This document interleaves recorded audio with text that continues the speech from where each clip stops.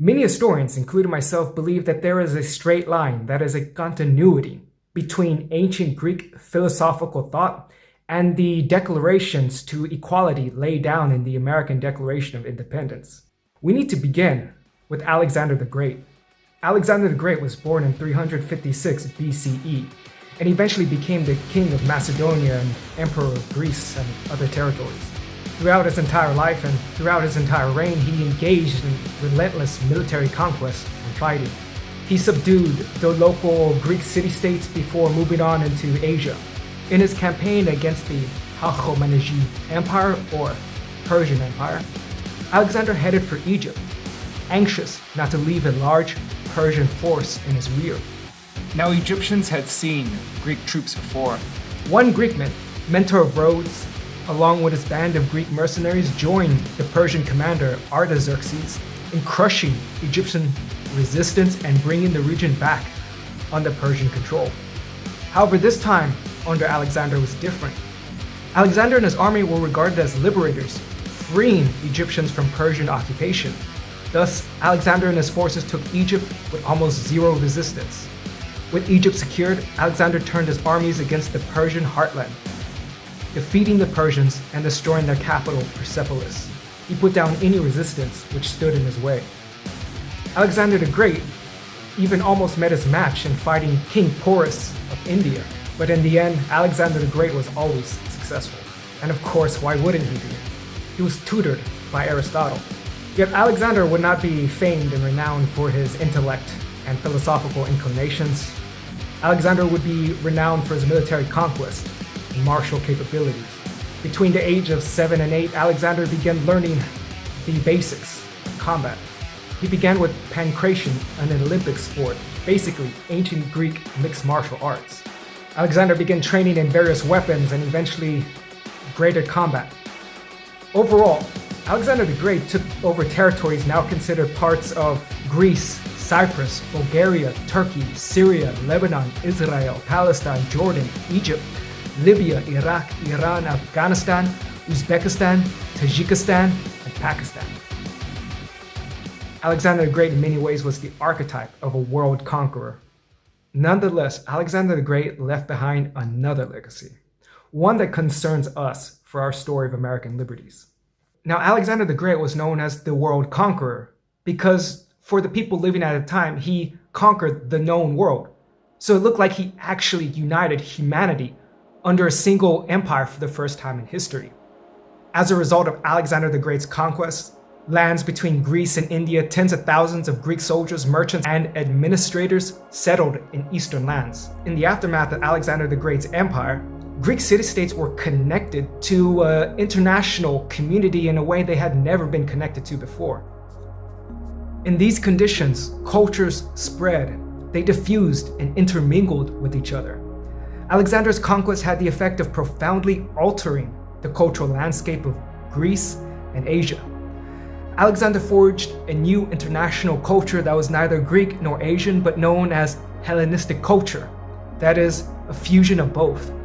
Having conquered several territories in the realm of the aforementioned regions, Alexander adopted particular strategies to govern his new territories and to strengthen his empire.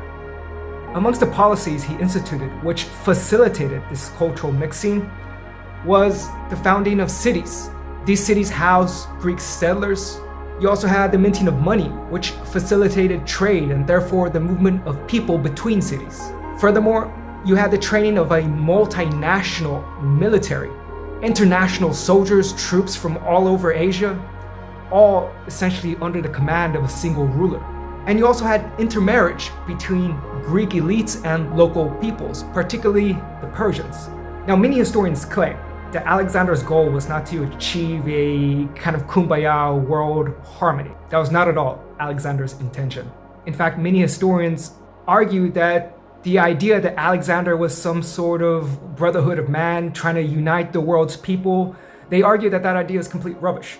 They claim instead that Alexander pursued these policies of mixing because he was self-deluded into thinking he was a god, that is, a god over humans everywhere. Other historians argue that Alexander's mixing policies may be simply realpolitik, or just real politics.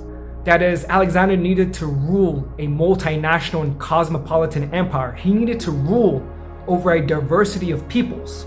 So he naturally adopted policies which fostered this sort of international and cosmopolitan inclusion.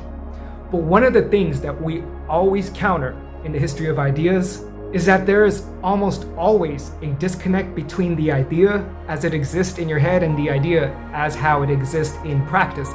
That is, the translation of the idea from the mental realm to the actual physical realm is never a neat process, and much gets lost in the mix. Now, what is relevant to take away from this is that our actions can have unforeseen and unintended consequences. So the intentions and motives of Alexander the Great are irrelevant. Whatever Alexander the Great's intentions and motives were, he laid down the foundation for an international way of looking at the world, for looking at the world in a single means, whether or not he intended that to be. Now, of course, the Hachemenides Empire, or Persian Empire, was, as some historians claimed, one of the first multinational, multi-ethnic, and cosmopolitan empires. And Alexander the Great built on the Persian achievement. He mixed Persian ways of governance to Western civilization, and therefore profoundly altered the course of Western civilization. And in this regard, Alexander has a dualistic legacy. He destroyed Persepolis, destroyed Persia. He even destroyed Greek cities, particularly Thebes. But in many ways, Alexander the Great was like a volcano, destroying and burning everything around it, but laying fertile soil for new things to take root. And that is how we need to understand Alexander's legacy, I argue. Alexander helped set Western civilization on the path that would produce ideas of equality that we eventually see in American culture thousands of years later. Alexander the Great laid ancient seeds that would take millennia to sprout, that we see today in ideas such as inclusivity and open-mindedness and equality and cosmopolitanism and internationalism.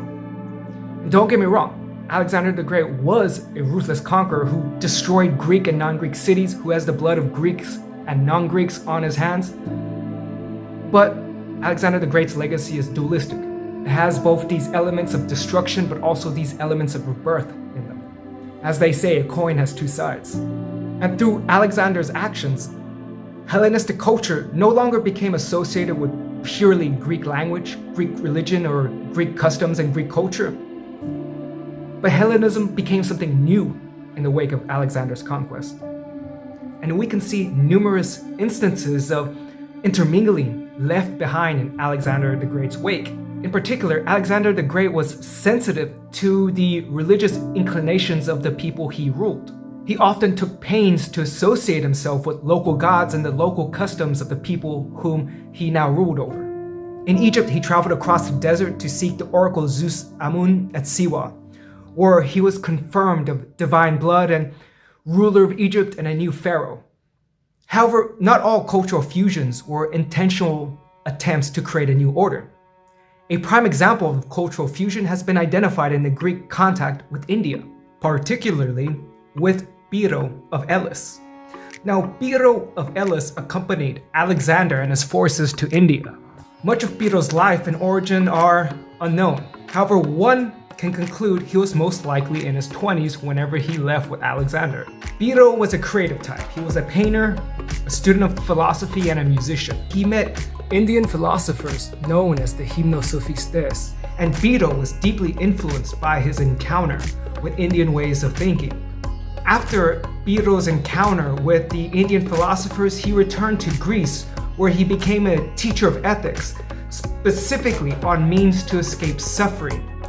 Now, several historians argue that Pyrrho's life and teaching echoes key tenets of Buddhist practice, such as the desire to escape suffering, which Pyrrho shares with Buddhists. Moreover, Pyrrho was a celibate, much like Indian Buddhists. Pyrrho would withdraw from society, seek solitude, and go wandering. Now, in the Western tradition, Pyrrho was famous for his absolute suspension of judgment. Now, this was the argument known as the problem of criterion. Basically, the idea of can we really know anything? And how can we possibly know anything at all? And some historians argue that this idea of deep skepticism was inherited from Pharaoh's contact with Indian thinkers. Now, the influence of Indian philosophy on what eventually becomes known as Pharaonism was not the only system of ideas influenced by Alexander's conquest. The world Alexander left behind also influenced perhaps ancient Greece's most well-known philosophical tradition in modern times. I'm talking about Stoicism.